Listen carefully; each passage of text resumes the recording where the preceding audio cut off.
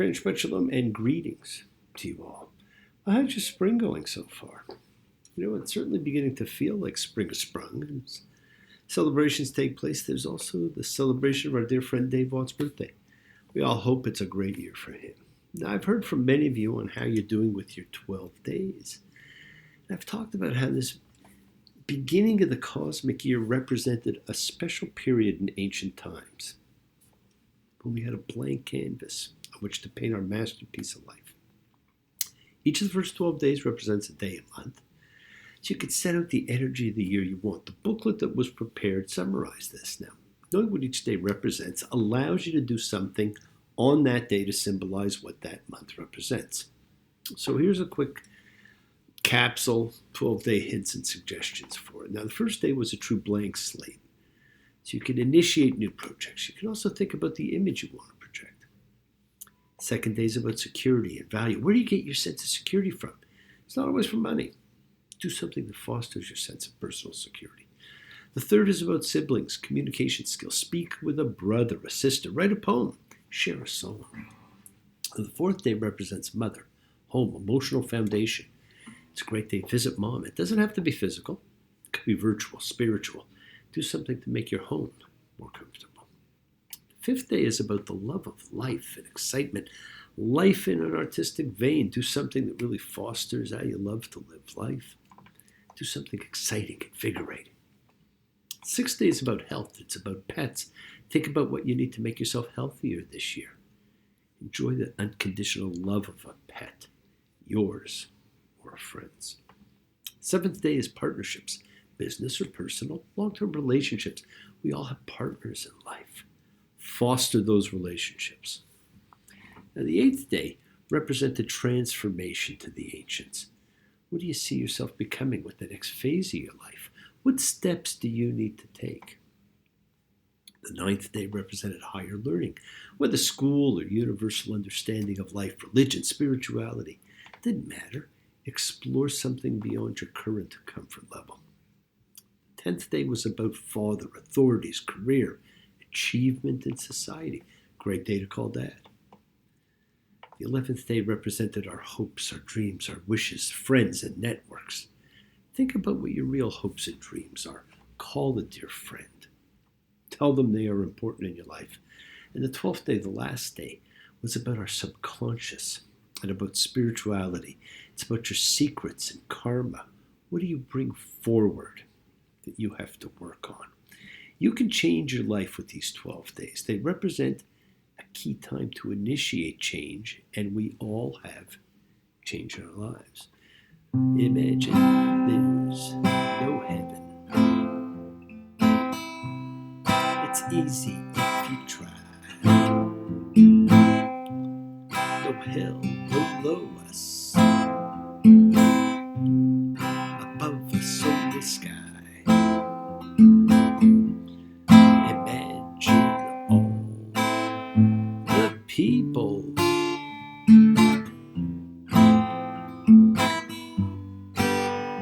living for today.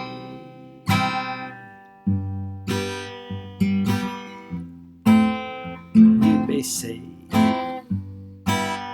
I'm a dreamer.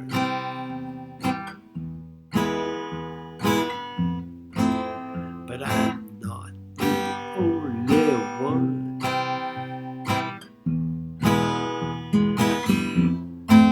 I hope someday you'll join us.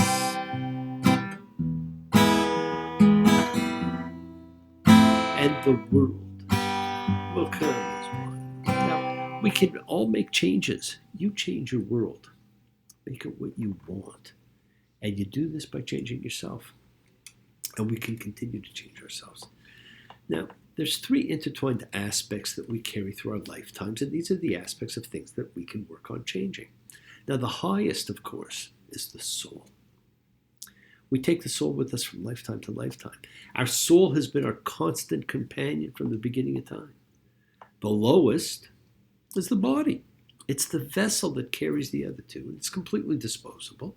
Always was, before we knew that disposable was actually okay. It's cast aside on death. It's recycled. The other two parts move on. The second, that middle part, and probably the one that we're the most familiar with, and perhaps the most influenced, is our personality. And we do carry it from lifetime to lifetime, but it is always changing. It's picking up on what it learned in each lifetime. So we carry those traits with us to the next life. They reappear. We have certain familiarity. And personality is the part of us that's constantly in some kind of reaction state to the present moment. So it changes during the life and from lifetime to lifetime. These three parts make you you. You have complete control of them and the ability to change. And one of the ways we change is when we're together in our community, because then we're connected to all. Even just when we are connected to those who come together, that we are like and those that we're not like we do, when we honor all of us, the same, the differences, when we put differences aside, when we form a community, collective consciousness, seekers showing faith, which is what we do. Any and all faith, love, any and all love. It's a chavura, which is the Hebrew word for fellowship, expressing our nature of kindness, compassion, thoughts, feelings, hopes, dreams, and wishes. Unites us all in this community house of spirit, Beth Ruach, sharing and bringing light, keeping fear at bay. And even though together, we are still individual in our approach, each connecting in his or her, their own way. So once again, please do go ahead, invite everybody, physically, digitally, psychically, emotionally, spiritually, any way you want, to gather and share from Psalm 133. V'hinei matov, come together. V'hinei matov.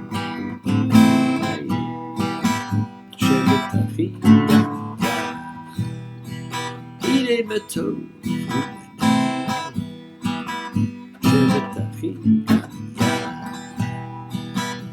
How good, how pleasant it is for brothers and sisters together. Community. Community. Community. Together. Let's all spread love, goodwill, and fellowship to the world, because remember, friends, this is you setting aside just a little bit of sacred time in your own sacred space to honor and converse with whoever, whatever you happen to believe in, because we all believe in something. It's a part of your kavanah. It is your intention that you put out to the universe. It's your goodwill. And goodwill and intention are the roots of what you can control, of what you can correct, of what you can change. Your intention sets in motion everything that occurs in your lives. So let's take some now. Let's take the time and use that intention. Let's send some of it out. Let's send the goodwill, the light, the healing out to whoever you know that needs it. Renewal, healing for everyone. It just floats through space, finding those in need. So send it out for those you know and for the souls and spirits of everybody you love. Think of whoever that needs healing and renewal and love or just plain goodwill. Focus on them. Call their names. It's not just for people, it's for our pets. It's for the earth. It is the healing of the world. It is the tikkun olam. It's part of our spiritual genetic makeup, because it is our job to help heal the world. We each make little changes, and at those changes, we make it ourselves change the conditions of life. Now, part of the healing of the world is when we send thoughts and energy for health and renewal and goodwill for everybody. They don't have to be sick. It's for those in our hearts, for those in our minds. Let's all send energy out for the people in need everywhere. Special thoughts and prayers for those who are in need. We pray for those who need prayer, because prayer is an effective method of communication with God, of entreating, of helping, of asking ourselves and others. We don't have to know them. We want health, recovery, good life, good health for everybody around us. For Ryan and Barry, for Jen and Lisa, for Lorene, Jamie, Cheryl, Sam, for Doria, for Luke and the Potter, for the builders going through turmoil, for Gloria, Fern, Johnny and Connie and Ronnie, for Nina and Danny and the Telissaurus. For all those suffering and in need, let's not forget to include the familiars of our lives, all of our sacred animal friends everywhere. For everybody you know in need, for the whole world, for the bee. Friends, it is the kindness, the healing wishes, the goodwill and love we all send out. It just circles the world, finding those in need. So thank you, each of you, for all you do, for all you care, because the world is a world of spirit. The spirit, my friends, never dies. Me, Javert. Avotenu, Makor, Limotenu. May the source of strength bless the ones before us. Help us find the courage. Make our lives a blessing. The renewal of body. The renewal of spirit. Let us say, Amen. Misha Baruch, let us all have our spirits renewed, because this is the prayer for healing, which we call upon God to heal us. Is healed before Misha Baruch, may he who blessed, because all healing is a blessing. Let's all send and receive healing and renewal energy. It's in our efforts to love, to share, to care, to grow. We find ourselves in trying times, my friends, worrisome times. You need to remember, you have a built-in GPS system to get you where you need to go. That system's faith. It's not religion.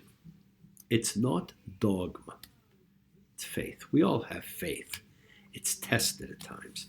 And we are reading now about a group of people who had an unbelievable amount of faith and belief and lived that faith. Now the spiritual warfare, flesh and blood breaking down. You either got faith or you got unbelief, and you ain't no neutral ground. Enemy is subtle, howbeit we are so deceived when the truth's in our hearts, and we still don't believe. We don't believe. We need to exercise our faith. Now, in a short period of time, the world's golden calves have really come tumbling down. All of them. Almost like dominoes. Sports teams, stars, film stars, theater, music, money, banks. Now, what's left? Like the plagues of Egypt changed the world, our world is changing. It changes quickly, and our values are actually changing. The time has come to find your own personal spiritual connection, not a religious one. Leave the dogma out. It's about you finding what connects you to spirit. You have the time to be with family, to be with yourself. Turn off TikTok, turn off Facebook, turn off Zoom. Use some of the time to connect internally. Everything emanates from inside out, not outside in. So look within. Spend some time with yourself. Validate yourself. Connect to your own higher being. And speaking of the plagues of Egypt, of course, we're less than 2 weeks from Passover, and we're going to talk more about it. And I'm going to post the Seder primer for you, as I do every year. It's a time to remember the freedom you have, to honor it, to feed it, to keep it. We're still being ravaged by a plague, not the plague we have had the last few years, but the insidious plague of doubt and fear. Now, that's the plague that, the rabbis, ministers, priests the world over have worked on prayers for. Always, for all time. Oh God, we gather together, separated by distance, united in spirit. We know we are in a war against a plague, and the more we are together, the stronger we will emerge. We know the challenges are enormous, but so are the opportunities, whether alone or with loved ones. We have the abundance of time for ourselves, for others, to commit to using that time to help those in greater need. We are life savers and life enhancers. We give thanks for those protecting us, for the researchers, to our leaders, to the providers of our daily needs. We pray for the well-being of people everywhere, for those not well. May they recover fully. For those with difficulty, may they overcome the challenges. We pray for a time the whole world be healed in body and spirit.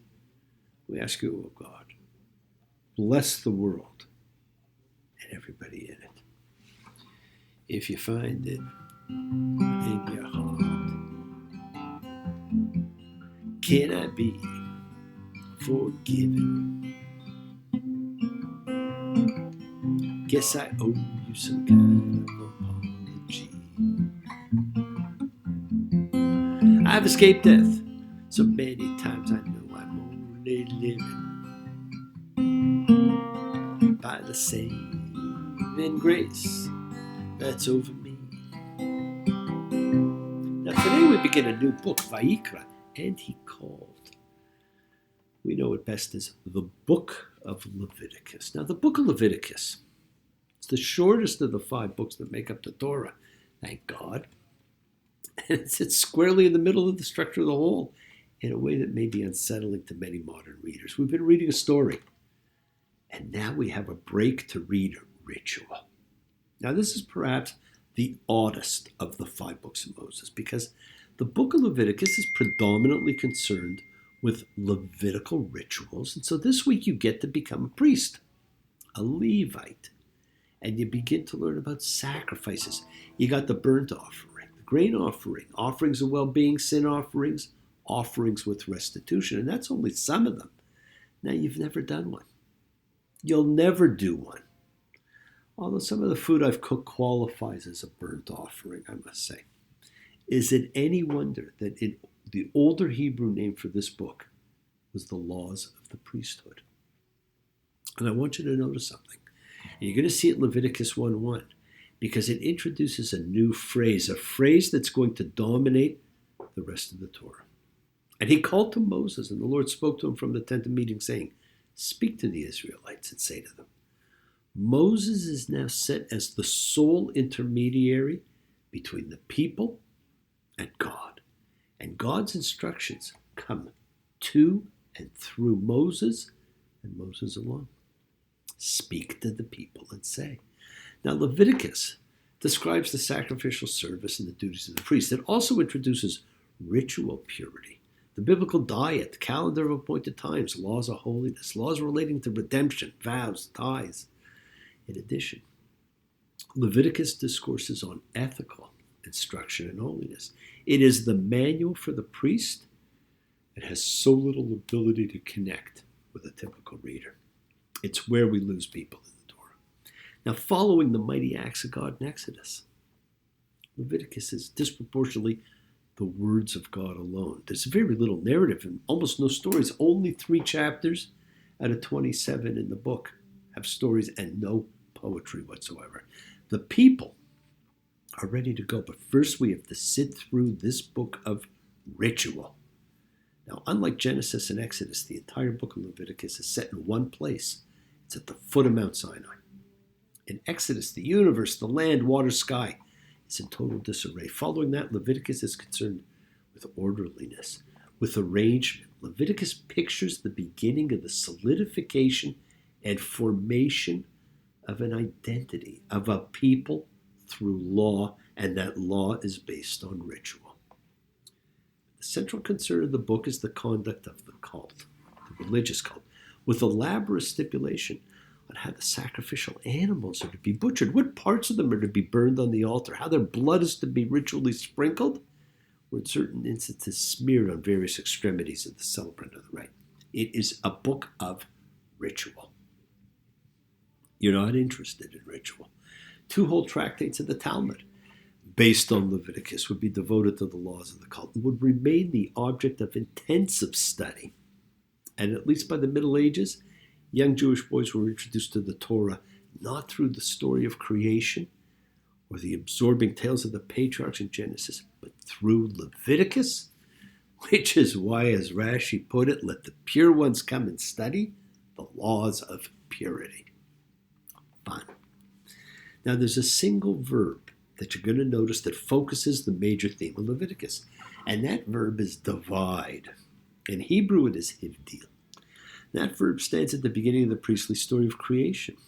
God saw the light, that it was good, and God divided the light from the darkness. God made the vault, and it divided the water beneath the vault from the water above the vault, and so it was. In this vision of cosmogony, the condition before the world was called into being, was a chaotic interfusion of different elements. Welter and waste is what it says in Genesis. What enables existence, provides a framework for the development of human nature, conceived in God's image and of human civilization, is this process of division and insulation. Light from darkness, day from night, upper waters from lower waters, dry land from the waters. That same process is repeatedly manifested in the ritual, sexual, and dietary laws of Leviticus. Holiness could be achieved, had to be protected. but only by constant confirmation of hierarchical distinction. By laying out reality in distinct realms and categories, separated by barricades of prohibitions. There's a lesson there, which you will see, which is still applicable in everybody's life, although most don't realize it. The closer a mortal gets to God, the more ritualistic pure they have to be if they want to survive.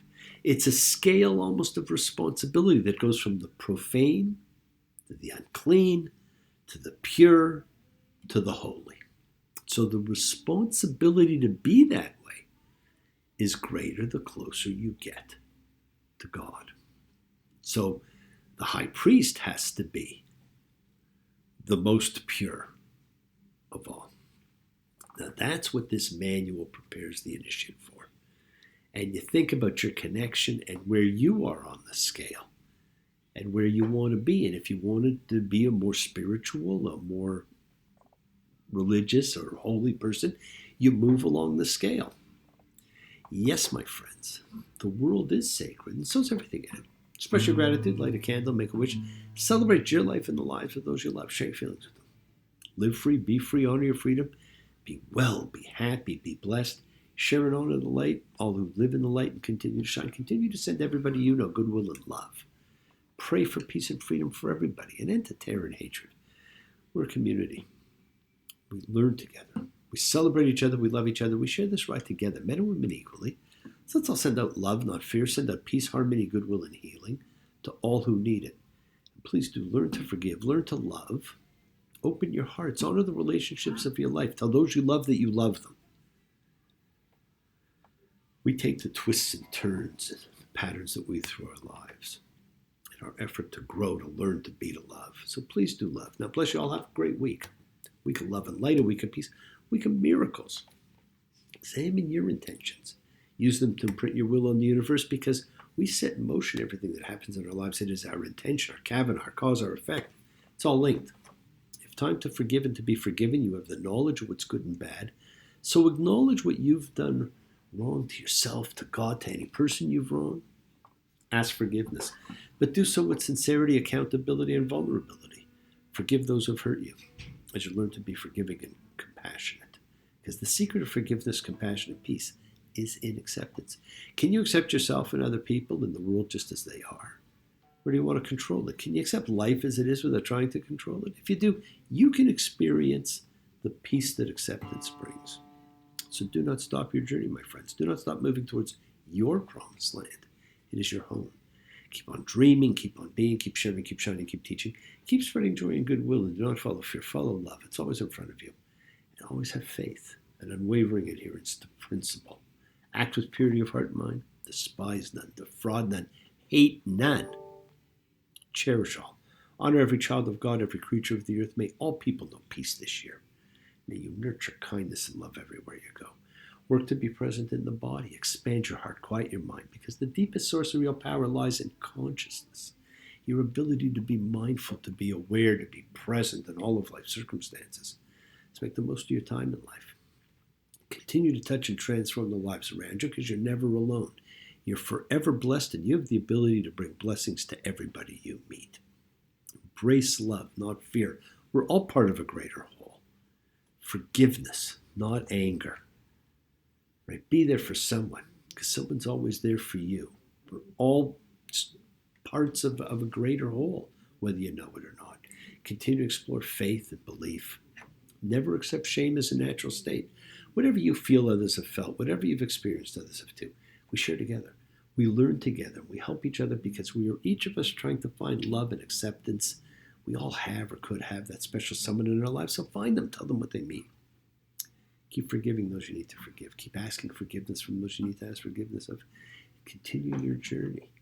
We're all on a journey. We're on a journey to find peace, to find freedom, to find satisfaction. And sometimes we find it, but not in taking. We find it in giving. You have given all there is to give. What can I do for you?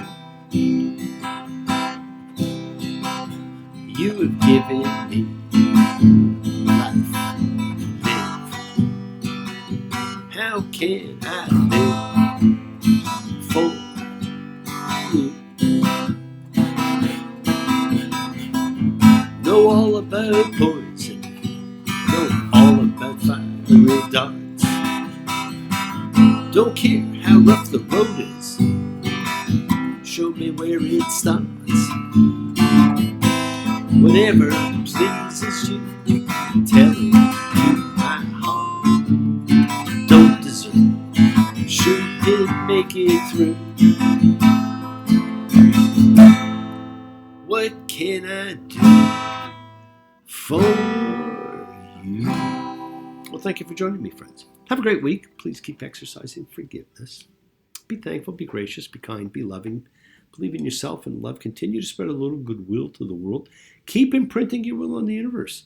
Make each of these first 12 days representative of how you want life to be. Fill in the blanks for what you want, what you see, how you want to be. Hold on to your freedom. Never forget, you are the miracle in someone else's life. Shabbat shalom and blessings to you all. Take care. Bye.